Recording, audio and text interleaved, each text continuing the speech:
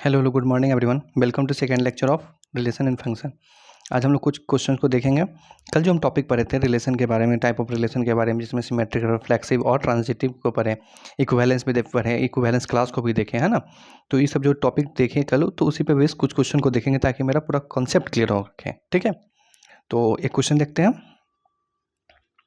Question में है कि एक सेट है, मान लो कोई सेट ए दे रखा है जिसमें एलिमेंट है, एलिमेंट दे रखा है क्वेश्चन में, हम सेट ए भी मान लेते हैं उसको। ठीक है, 1 2 3 4 5 6, इसमें 6 एलिमेंट है और जिसका रिलेशन दे रखा है, रिलेशन कुछ इस प्रकार से है कि ए कॉमा बी कुछ इस प्रकार से है, सच दैट के बी इक्वल्स टू में ए प्लस में 1। ठीक है, इस प्रकार से दे रखा है। ठीक है, अब इसको सॉल्व करना है। तो क्या ये कौन सा फॉर्म में दे रखा है? इस सेट विल्टर फॉर्म में दे रखा है। क्या इसको कार्टेशियन, क्या इसको रोस्टर फॉर्म में लिख सकते हैं? हाँ, तो बिल्कुल लिख सकते हैं इसको। तो इसको रोस्टर फॉर्म में लिख के देखते हैं। जैसे कि मान लो यहाँ पे जो b इक्वल्स टू रिलेशन दे रखा है a प्लस में 1, इसको हम चेंज कर सकते हैं क्या इसे? a इक्वल्स टू में b माइनस का 1, हाँ बिल्कुल चेंज कर सकते हैं, और इसको चेंज कर लिए। अब मान लो यहाँ पे x इक्वल्स टू में, x इक्वल्स टू नहीं, b इक्वल्स टू में अगर हम 1 डालें, b इक्वल्स टू अगर 1 डाले, 1 डाल सकते हैं, हाँ बिल्कुल। तो a इक्वल्स टू 0 मिलेगा। ठीक है, b इक्वल्स टू अगर हम 2 डालें तो a इक्वल्स टू हमको मिलेगा 1, b इक्वल्स टू अगर 3 डालें तो a इक्वल्स टू मिलेगा 2, है ना। b इक्वल्स टू अगर हम 4 डालें तो a इक्वल्स टू मिलेगा 3, b इक्वल्स टू अगर हम 5 डालें a इक्वल्स टू मिलेगा 4, b इक्वल्स टू अगर हम 6 डालें तो a इक्वल्स टू मिलेगा अपने को 5। क्या b इक्वल्स टू 7 डाल सकते हैं? नहीं, क्योंकि हमारे पास 6 तक ही जाना है। और चूँकि हम जब a में a रिलेशन देखेंगे तो हम ये भी नहीं लेंगे, क्योंकि 0 हम में है ही नहीं, तो इसको भी हम हटा देंगे, रिलेशन में डिफाइन ही नहीं होगा। तो इस दोनों को अगर इसको हम हटा के देखें, तो अगर हम बात करें तो इसको हम कार्टेशियन क्या बोलते हैं, रोस्टर फॉर्म में हम इसको इस तरीके से लिख सकते हैं कि ये रिलेशन कुछ इस प्रकार से था, ए कॉमा जो बी था, याद रखना ए इस साइड है, बी इस साइड है ना, 1 comma 2, 2 comma 3, 3 comma 4, 4 comma 5 and 5 comma 6, इस तरीके से, है ना। अब इससे निकालना बड़ा आसान होगा। अब जरा देखो, इसके लिए अब रिफ्लेक्सिव चेक करें। अगर रिफ्लेक्सिव के लिए चेक करेंगे तो क्या होता है इसमें, ए कॉमा ए रिलेटेड टू क्या बोलते हैं, बिलोंग्स टू आर होना चाहिए, है ना। अब जरा देखो यहाँ पे 1 कॉमा 2 है, क्या 1 कॉमा 2 एक बार और है, या फिर इसका फर्स्ट एलिमेंट उठा के देखो 1 1। हम तो जब रिफ्लेक्सिव चेक करते हैं तो क्या देखते हैं, सेट को देखते हैं। सेट में 1 है तो 1 कॉमा 1 मिलना चाहिए, यहाँ पे 1 कॉमा 1 मिलना चाहिए, जो कि 1 कॉमा 1 यहाँ पे बिलोंग्स टू आर नहीं है। इसका मतलब क्या है, रिफ्लेक्सिव भी नहीं होगा। क्लियर है। सेकेंड देख लो, इसी में सिमेट्रिक के लिए चेक करें। फॉर सिमेट्रिक के लिए अगर चेक करें तो इसमें क्या कहता है, a comma B belongs to R है, तो ऐसा होना चाहिए कि बी कॉमा ए भी बिलोंग्स टू आर होना चाहिए। ठीक है ना, ये बात बिलोंग्स टू आर मतलब कि रिलेशन से डिफाइन होना चाहिए, रिलेशन में डिफाइन होना चाहिए।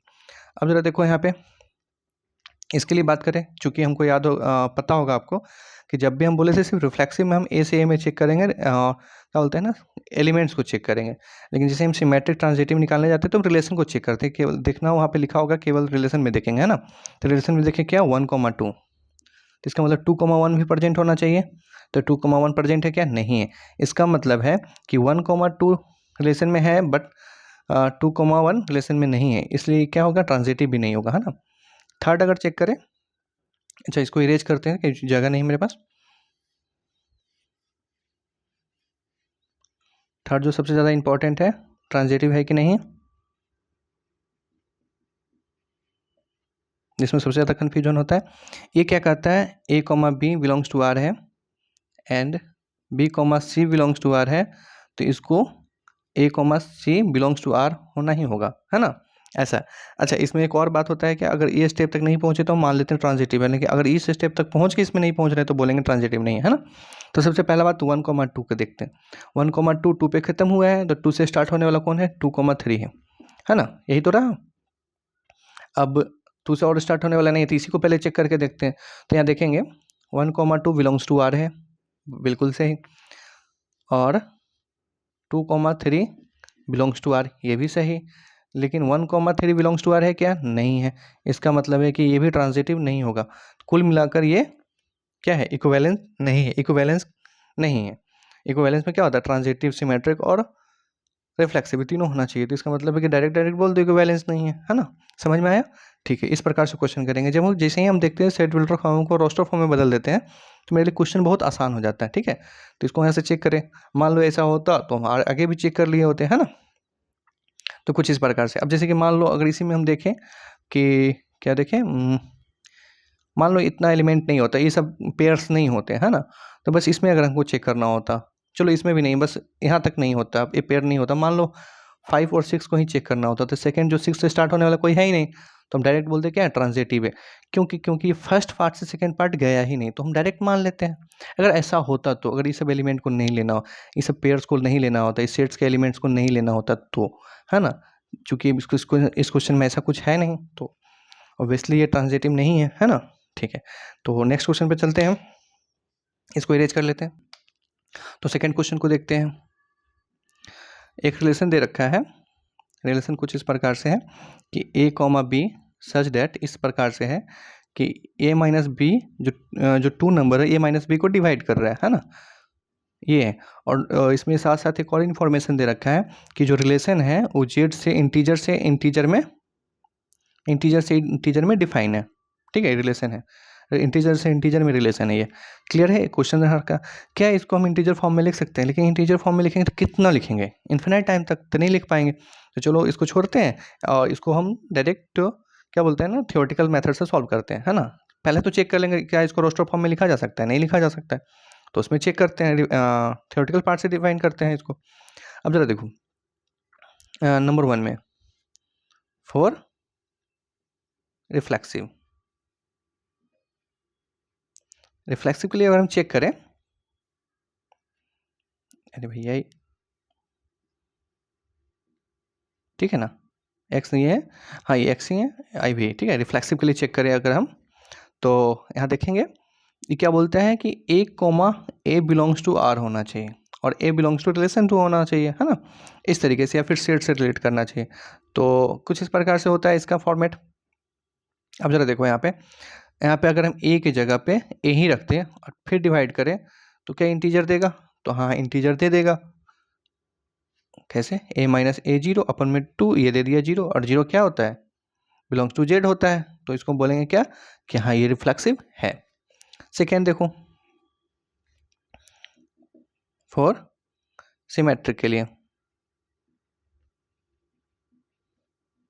सिमेट्रिक के लिए क्या बोलता है कि a कॉमा बी आर से रिफ्लेक्टेड है, मतलब बिलोंग करता है, तो b कॉमा सी भी बिलोंग करेगा, है ना? अगर ऐसा है तो सबसे पहले चेक करते हैं a minus B divide by 2, a minus B divide by 2 मान लेते हैं, कोई इंटीजर दे दिया जेड, ठीक है, इसके लिए। और इसके लिए देखेंगे तो b माइनस बी माइनस ए होगा, b minus A divide by 2 मान लेते हैं इसके लिए। अच्छा, इसको उलट भी सकते हैं क्या? तो इसको हम ऐसा लिख सकते हैं a माइनस बी 2, यही तो जेड दिया, तो इसके जगह पे आएगा माइनस का जेड, है ना? क्या ये भी इंटीजर है? ये भी इंटीजर, ये नहीं बोला था पॉजिटिव इंटीजर नेगेटिव इंटीजर, बस बताया था इंटीजर में होना चाहिए, है ना? तो अब जरा देखो, ये दोनों इंटीजर को सेटिस्फाई कर रहा है, इसका मतलब है कि a minus B divide by 2 belongs to R है। ओके, इसका मतलब यही कि ये बिलोंग्स टू आर है और सेकेंड भी बिलोंग्स टू आर है। ऐसा हो गया, इसका मतलब क्या है? ये सिमेट्रिक है। थर्ड वाला देखते हैं, सबसे इंपॉर्टेंट, इसको इरेज करते हैं।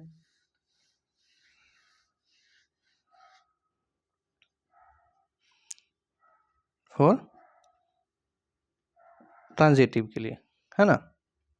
इसमें क्या बोलता है कि a comma B belongs to R होगा, आर है तो b कॉमा सी भी बिलोंग्स टू आर है, a comma B belongs to R है और b comma C belongs to R है, तो a comma C belongs to R होना चाहिए, ठीक है, ये बोलता है।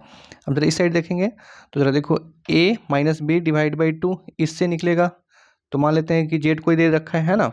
अब b माइनस सी एक नया ले लेते हैं डिवाइड बाई 2, इससे मान लेते हैं कि जेड 1, अच्छा इसको जेड 1 बोल दो, इसको जेड 2 बोल दो, है ना? दो निकला। अगर दोनों इक्वेशन को मान लो तो इसको इक्वेशन 1, इसको इक्वेशन 2, दोनों इक्वेशन को अगर ऐड करते हैं इक्वेशन 1 प्लस में इक्वेशन 2, तो देखते हैं क्या होता है। a minus B divide by 2 plus में ए कहाँ से, b minus C divide by 2। क्यों? क्योंकि हमको a माइनस सी चाहिए, अगर इसको ऐड करेंगे तो a माइनस सी आराम से मिल जाएगा। z1 प्लस में z2, z1 प्लस में z2 कोई एक और इंटीजर ही दे देगा, 1 प्लस में 2 कोई इंटीजर ही दे देगा। यहाँ से ज़रा देखो, अगर एलसीएम लोगे तो क्या निकालेगा, a माइनस का b प्लस का b माइनस का c, ठीक है। z1 प्लस z2 को सीधा z बोल दो, तो यहाँ से निकला a minus C divide by 2 equals to z। क्या ये बिलोंग्स कर रहा है जेड से? हाँ, जेड से बिलोंग कर रहा है। इसका मतलब है कि ये वही यहाँ पे क्या हो गया, सेटिस्फाई हो गया। तो ये क्या है, ट्रांजिटिव है। समझ में आया? इस प्रकार से क्वेश्चन करेंगे। एक और क्वेश्चन है, देखते हैं, पहले इसको इरेज कर लेते हैं। अभी अभी जो क्वेश्चन देखे हैं ना, उसमें ध्यान देने वाली बात थी कि वहाँ पे जो रिलेशन डिफाइन हो रहा था ना, जेड से जेड, मतलब इंटीजर से इंटीजर में हो रहा था, तो उसको ध्यान देके बनाना। अगर इंटीजर से क्या बोलते हैं, पॉजिटिव इंटीजर से इंटीजर में होता तो उसके लिए अलग होता है ना। अगर रियल नंबर होता, होल नंबर होता, नेचुरल नंबर होता, इस सारे नंबर के लिए अलग अलग ही हो सकता है, या फिर सेम भी आ सकता है। तो इसको ज़रा ध्यान से, नहीं तो सबसे ज़्यादा गड़बड़ यहीं पे हो सकता है ना। अब एक और क्वेश्चन देखते हैं। एक मान लेते हैं सेट है, वो किसका है, एल सेट है, जो नंबर लाइन को रिप्रेजेंट कर रहा है। जैसे कि L1 होगा उसमें नंबर लाइंस, ठीक है, L2 होगा, L3 होगा, इस तरीके से ऑन होगा Ln तक, है ना। नहीं पता कितना लाइन्स है, ये सब स्पेस में जो लाइन्स है वो है, ठीक है। अब इसका रिलेशन बोल रखा है, इसका रिलेशन कुछ इस प्रकार से है कि L1 जो है वो L2 पे क्या है, L1 L2 पे परपेंडिकुलर है, मतलब L1 L2 पर क्या है, परपेंडिकुलर है। ये रिलेशन दे रखा है। अब इसमें जरा देखना है, तो सबसे पहले देखते हैं रिफ्लेक्सिव को।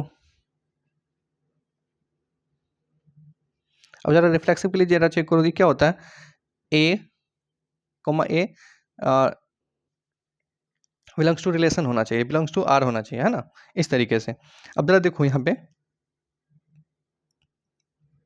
देखो कि L1 ये कह रहा है, इस तरीके से कह रहा है, रिलेशन जो कह रहा है कि L1 L2 पे क्या है, L1 L2 पर क्या है, परपेंडिकुलर है। इसका मतलब है कि L2 जो होगा वो L1 पे भी परपेंडिकुलर होगा। इसको समझ लो, मान लो एक L1 था, ये L2 है ना। अब जरा बताओ, ई इस पे परपेंडिकुलर है तो क्या ई इस पे परपेंडिकुलर नहीं है? इसका मतलब है कि L1 L2 एक दूसरे पे परपेंडिकुलर है ना। तो ये बात जैसे ही बोलेंगे ए जो है L1 L2 पे परपेंडिकुलर है, तो सेकेंड बात ऑटोमेटिक हो जाएगा कि L2 L1 पे परपेंडिकुलर होगा, अगर ऐसा है, ठीक है। तो ये तो बात समझ में आ गया। अब ये क्या बोल रहा है ना कि L1 पर परपेंडिकुलर है क्या, L1 पे परपेंडिकुलर है क्या? कोई भी लाइन अपने लाइन पे परपेंडिकुलर नहीं हो सकती है, पैरेलल हो सकती है ना। तो ये परपेंडिकुलर नहीं होगा। इसका मतलब है कि यहाँ पे, इसका मतलब है कि L1 comma L1 does not belongs to R, है ना। इसका मतलब है कि रिफ्लेक्सिव नहीं हुआ। सेकेंड में चेक करो, सेकेंड में क्या सिमेट्रिक है। सिमेट्रिकली क्या होता है, a comma b belongs to R, अगर ऐसा है तो b comma a belongs to R होगा। ये तो सबसे सिंपल है कि L1 अगर L2 पर परपेंडिकुलर है, ठीक है, तो L2 भी L1 पे परपेंडिकुलर होगा। ये भी बात सही हो जाएगा। इसका मतलब है कि L1 L2 belongs to R है, क्वेश्चन में दे रखा है, तो L2 L1 पे बिलोंग्स टू आर, ये भी सही होगा। इसका मतलब कि क्या है, सिमेट्रिक है। थर्ड में देखो, जो अभी भी एग्जांपल दिए हैं, ये देखो L1 ये L2 एक दूसरे के परपेंडिकुलर है। थर्ड वाला देखो ट्रांजिटिव, ट्रांजिटिव के लिए जरा चेक करो। अरे इतना साउंड बाहर से आ रहा है कि मत पूछो। ट्रांजिटिव के लिए जरा चेक करो, तो इसमें क्या बोलता है ना, a comma b belongs to R होता है ना। बी कोमा अगर सी बिलोंग्स टू आर होता है तो ये a comma c belongs to R होना चाहिए, अगर ऐसा है। ये बोलता है ट्रांजिटिव का, है ना। अच्छा, इसमें सबसे इंपॉर्टेंट क्या होता है ना, अगर ये वाला पार्ट नहीं आया तो हम डायरेक्ट ट्रांजिटिव इसको बोल सकते हैं। अगर ये आ गया फिर ये नहीं आ रहा तो ट्रांजिटिव नॉट ट्रांजिटिव कहेंगे, है ना। ये बात याद है ना, ठीक है।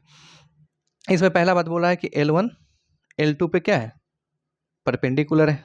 अब परपेंडिकुलर इसका मतलब है कि बिलोंग्स टू आर है, ठीक है। L2 यहाँ पे ऐसे लिख ही लो ना, L1 L2 पर क्या है, परपेंडिकुलर है। इसका मतलब है कि L1 L2 belongs to R है। ये बात समझ में आया। ये पहली बात हो गई। सेकेंड बात, L2 L1 पे परपेंडिकुलर होगा, अगर ये बात है तो ये बात भी होगा। इसका मतलब है कि L2, अच्छा ये कहाँ हम जा रहे हैं, सेकेंड में देख लो, ये बात तो समझ में आ गया है ना। अब सेकेंड लेते हैं कि L2 ले लेते हैं, L2 पे खत्म हो रहा है, अब मान लेते हैं कि एक L3 है ना, ये बिलोंग्स टू R कर रहा है। इसका मतलब है कि दूसरे यहाँ पे L2 L3 पर परपेंडिकुलर है, ऐसा मान लेते हैं, है ना, लेट कर लेते हैं, क्योंकि ये तो आने वाला है ना। सी के बारे में तो मेरे को कुछ बताया नहीं है, L3 के बारे में तो कुछ बताया नहीं है, तो हम इसको लेट कर लिए, है ना। तो यहाँ पे हम लिख सकते हैं L2 परपेंडिकुलर L3, मतलब ये बिलोंग्स टू रिलेशन है ना, बिलोंग्स कर रहा है आर से। अगर ऐसा है तो अब जरा बताओ, ये जो थर्ड नंबर है L1 L3 पर परपेंडिकुलर होगा क्या? सोचने वाली बात है। देखो ये रहा L1, अच्छा इसको मानो L1, ये रहा हमारा L1, ये रहा हमारा L2, ओके। अब ये दोनों पे परपेंडिकुलर है, ये समझ में आता है, ये इस पे परपेंडिकुलर है तो ये इस पे परपेंडिकुलर होगा, ये समझ में आता है। अब जरा देखो इस कंडीशन से कहना चाह रहा है कि L1 L2 पे परपेंडिकुलर है, हाँ है। दूसरा मान लिए कि L1 जो है L2 जो है ना, L2 ये L3 पे परपेंडिकुलर है, तो L3 कहाँ होगा, एक्स एक्सिस पे जैसा होगा, एक्स एक्सिस के पैरेलल होगा। तो मान लेते हैं कि L3 ये रहा हमारा L3। क्या L2 ये L2 है, क्या L2 L3 पे परपेंडिकुलर हो गया? हाँ हो गया, ये जो माने थे ये हो गया। तो क्या अब L1 L3 के परपेंडिकुलर है? नहीं, ये दोनों एक दूसरे के पैरेलल है, तो इसका मतलब है कि ये बात नहीं हुआ। इसका मतलब है कि L1 L3 से L3 not belongs to R, इसका मतलब क्या है, ट्रांजिटिव नहीं है। कुछ इस प्रकार से इस क्वेश्चन को सॉल्व करेंगे। बात समझ में आया?